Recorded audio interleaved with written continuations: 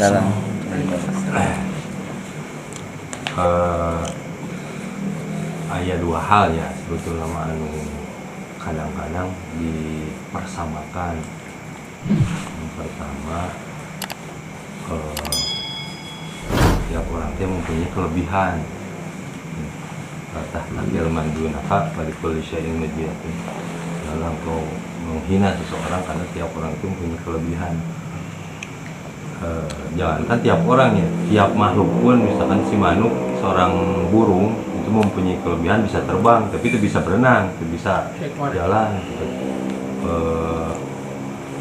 Apapun lahnya, apapun, makhluk apapun mempunyai kelebihan dan mempunyai kekurangan, mempunyai kelebihan dan mempunyai kekurangan. Lauk, nawan segala macam. Demikian pun manusia gitu, mempunyai kelebihan dan mempunyai kelemahan. Misalkan di bab ilmu saja mempunyai kelebihan di bab agama, kemudian juga di bab matematika, fisika dan lain sebagainya. Ataupun misalkan di fisik, mau kekurangannya apa, kelebihannya apa. Di harta kelebihannya mau banyak uang, nggak banyak uang dan lain sebagainya. Nah,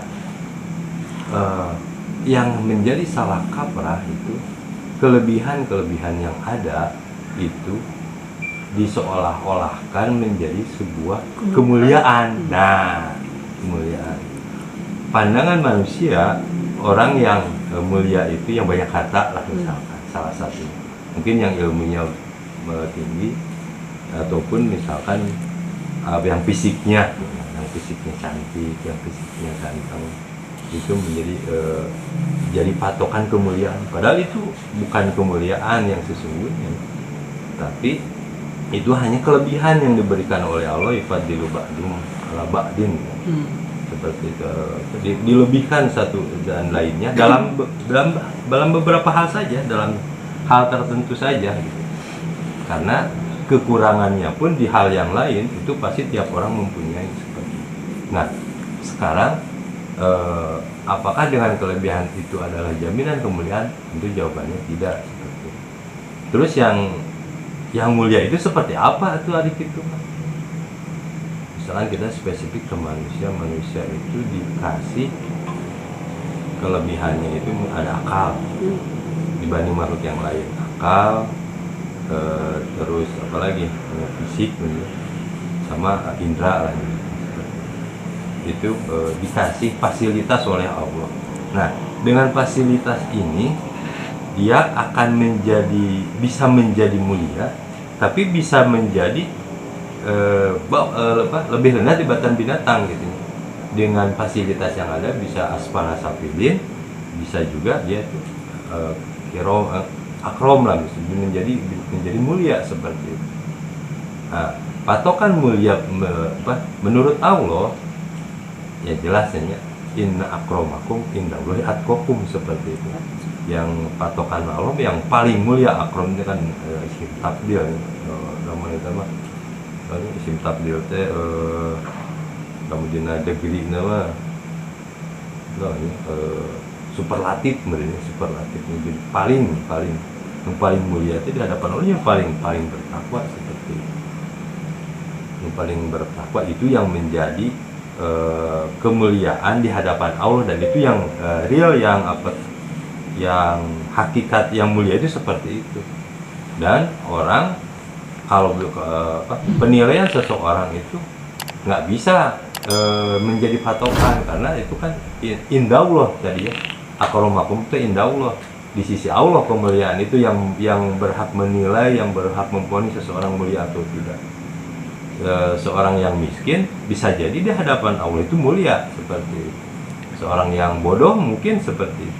Seorang yang misalkan gini, ahli agama pun, ahli agama yang misalkan kan kesan teh wah dia dalil jago, ini jago, belum tentu, kan bukan patokan. Selama dengan ilmu agamanya itu dipergunakan ke hal yang lurus, itu baru mulia gitu. Tapi dengan ilmu agama itu menjadi kalakah mungkin jauh kan ya, menjada ilman walam yajadudan lam yajad minallahi illa bu'dan. Kalakah mungkin jauh kan banyak yang seperti itu ya. ya ulah masuk lah bahasanya ataupun apa lah ya, yang memang secara kesan ataupun ke pandangan manusia itu mungkin seorang yang mulia, seorang presiden mungkin, atau dari sisi jabatan kelebihannya itu hanya sekedar kelebihan saja. Bisa jadi orang ahli biologi tapi dia bisa mulia di hadapan Allah tatkala ilmu yang dikasih kelebihan menjadi kelebihan dia yang dikasih oleh Allah itu dipakai dalam rangka menggapai ridho Allah seperti itu, takwa ya seperti itu. Nah, jadi kemuliaan itu tidak identik dengan kelebihan seperti itu. Fasilitas yang Allah berikan kepada manusia sebagai kelebihan itu menjadi sarana saja.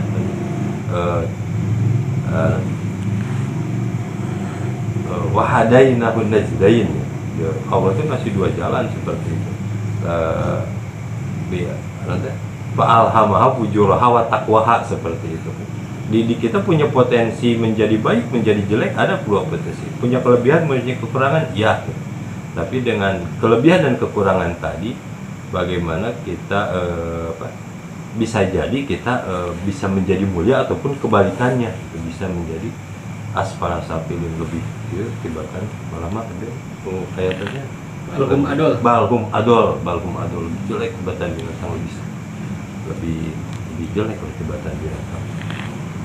Yang idealnya mah seperti itu kan, seperti itu. Nah, terus yang bertakwa teh kan tadi yang paling mulia itu yang insya Allah yang bertakwa seperti itu. Lantas yang bertakwa teh seperti apa? Mabda'nya iman, dasarnya keimanan, manhajnya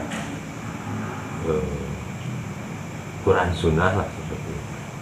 Terus perilakunya intisarul awamir wa jinabun nawahir, melaksanakan perintah dan dilarang, dan juga goyahnya itu selamat di akhirat ya. Berarti tujuannya ya selamat di akhirat nanti. Itu diantara ciri-ciri orang anu bertakwa seperti itu. Dan akhirnya yang bertakwa itu ya itu tadi, in akramakum indallahi atqakum. Kemuliaan itu patokannya adalah takwa seperti itu. Sementara takwa itu penilaiannya hanya Allah. Bisa jadi tampilan luar orang bertakwa banget pakai baju takwa nih, terus ya seperti itu, sekolah kamu masjid rajin, terus kajian sering, tapi itu bukan menjadi kita bisa memvonis seseorang mulia atau tidak, takwa atau tidak kan, seperti itu. Akhirnya tadi kemuliaan itu tidak identik dengan kelebihan seperti itu.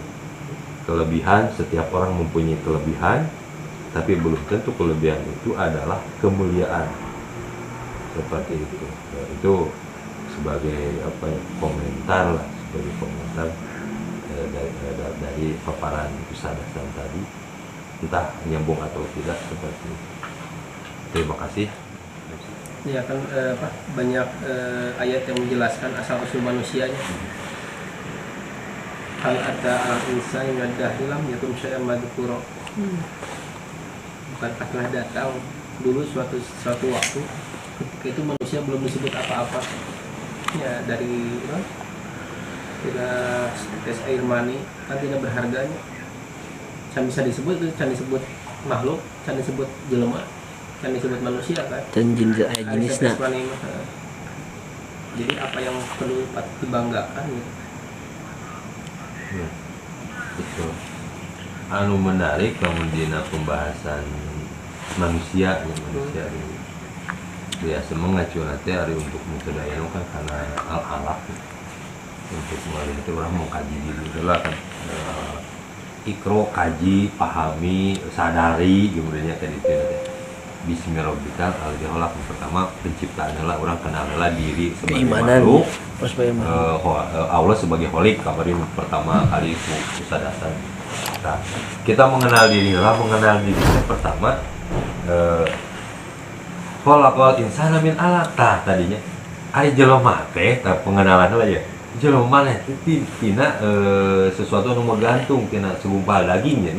Itu teh bang segumpal darah. Segumpal darah itu lamun ayeuna bahasa nanti jigot berarti itu teh antara sperma jeung sel-selur ngaji ngagantung eta nya alak teh kan ngagantung anu nu ngagantung. Berarti jigot lah yang disebutnya. Tah urang teh tina hal yang hina kalau insana min halak. Tah ieu teh ku Allah teh Allah ieu nya ku Allah. Ikro warung bukal akrom. Allah anu ngamuliakeun disebut asalna hina. Nah, kemudian diangkat nanti ku Allah ya kan. Bisa jadi asal tinu hina jadi jelema gantung jadi bunghar jadi naon seperti itu. Mabuk al-akram. Ya, sebagai lamun al-akram kayaknya dalam care belajar lebih. Anu menarik mah Pak kemarin nguping pembahasan Zakir Naik ngebandingkeun dengan kitab Weda gitu nya. Kan mayoritas India kan berhinduannya. Jadi di mempelajari kitab-kitab eta mentok dina bab perikian atau bab ketidakadilan lah versinya nama gitu. Namun ketidakadilanna bila mana si orang tadi dilahirkan maaf tanpa daksa ataupun dilahirkan memang kategori mau di ini mana aya kasta-kastanya kasa pahanapna gitunya. Tangke teh aya alasanna teh jawabanna teh dengan singkat dan engke reinkarnasi. Berarti engke reinkarnasi anu kadua mah bisa jadi hewan, bisa jadi anu jelema beunghar gitu. Tapi lamun metode di Islam kan lain nya. Arek beunghar rek miskin rek tanpa daksa, urang kumaha carana berlomba-lomba. Tadi teh pas sabiqul khairat menjadi baik gitu. Jadi tidak ada kasta di Islam, tidak ada reinkarnasi, tidak ada alasan gitunya. Arek beunghar ujian, arek miskin ujian, malah cek sakawal lamun bahasa dede teh nya dede canio mah cek sakawal justru miskin mah di omal hisabna ge moal riweuh jiga jelema beunghar dan naon atuh di hisabna ge baju eta hiji-hijina misalkan gitu nya. Harta meureunnan naon teh urang mah harta eueuh ek dihisab wae ge nya aya kacaritakeun ngan tukang nabasan tangkal kan paluna ti mana wah ngabahas ngahisab nah paluna kampak ngahisab kampak nah geus kitu ka dieu komo jelema beunghar meureun eta asa usul hartana ti mana gitu. Makanya bisa terpatahkan ku dina ajaran Islam hal-hal memang tadina ketidakbijaksanaanana dina bab kemanusiaan tadi lahnya posisina tadi nu miskin nu beunghar anu tanpa daksa sekalipun bisa terjawab dengan Al-Quran dan Islam gitu. Memang aya reinkarnasi, oke lah percaya karena reinkarnasi cenanya. Cek nanti Zakir Naik. Berarti jelema kuduna nambahan atuh. Moal nambahan atuh. Sakitu-kitu keneh. Mun ieu maot bijil deui. Tapi dalam kenyataanna jelema nambahan apa ngurangan? Ieu mah secara logikana we lamun reinkarnasi eta aya. Panjelema teh nambahan. Lamun reinkarnasi mah panjelemana eta keneh meureun nya. Berarti teu logis. Lamun reinkarnasi eta aya gitu. Lamun disambung-sambungkeun kana logisna cek Zakir Naik lah kitu nya. Masuk akal oge gitu.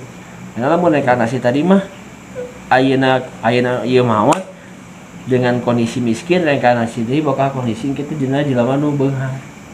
Lamun kondisina jika kitu cenah gitu. Kaitan dengan hal itu ada minimal ada tiga paham ini anu harus dikerangkai mah ya nanti dari mana di mana reka mana kan tilu hal orang ningali belah Cina belah ditulahnya ternyata konsep nanti reinkarnasi itu asalnya di mana asalnya orang makhluk nawan ayeuna jadi nawan, engke bakal jadi nawan kan gitu. Ayeuna terusnya berputar seperti itu. Jika lamun dina film Sung Gokong mah aya ning anu perutna besar dina babinya. Gara-gara Oh, eta teh dulu teh cenah raja naon lah nya di langit teh tah. Patdaya. Panglima ya. Panglima. Dan dia itu punya tujuan supaya memperbaiki diri itu dia mengikut dengan biksu Chong kenyangan kitab non gitunya. Nah, itu memperbaiki reinkarnasi dia supaya lebih seperti itu. dan akhirnya menyalahkan reinkarnasi kurang sama heulana kan dan seperti itu. Nah, hari di barat mah asalna tina nihilisme teh, tina ketiadaan, terus nah kita hancurnya ketiadaan lagi kan seperti itu. Tadi Islam mah jelas ya, innalillahi wa inna ilaihi rajiun gitu ya. Kalau ti Allah ka Allah deui kan asalna suci, ti Allah teh meureun roh teh bersih. Tah urang teh ka penjara dina badan. Kan ka penjara dina badan kumaha bisa kembali suci, jangan sampai dengan terpenjara di dalam badan itu karena badan materi itu sifatnya kotor ya. Ulah sampai kakeun pulang teh dengan kalakan jadi kotor gitu. Makanya orang aya dibimbing ku Allah supaya kita bisa kembali kepada Allah seperti itu. Dan itu teh tujuan itu teh menjadi penting. Itu orientasi teh goyahna orang seperti apa. Kalau misalnya aja orang awalnya seperti apa di mana itu kan perlu mengenal diri. Ya sebetulnya masih misalkan konsep ayeuna konsep nanti teh karma itu hampir di semua ajaran itu ada, termasuk di Islam. Cuman konsep karmanya berbeda seperti itu, karma. Karma berarti orang mau nggak mau menjadi jatuh karena karma. Apa yang diperbuat akan menuaikan hasilnya. Man yajro yasud, anu menanam bakal menuai lah seperti itu. Walaupun mungkin tidak sekarang, walaupun tidak insan karma nanti, insan karma. Dan mungkin karma ada di akhirat nanti seperti itu. Dan kadang-kadang insan karma itu tidak mustahil, ini yang mustahil maksudnya. Ayeuna ngalakukeun juga anu ngabalas walaupun itu orang yang sama seperti itu. Ya banyak hal yang sama tapi isinya itu berbeda gitu. Iya nanti.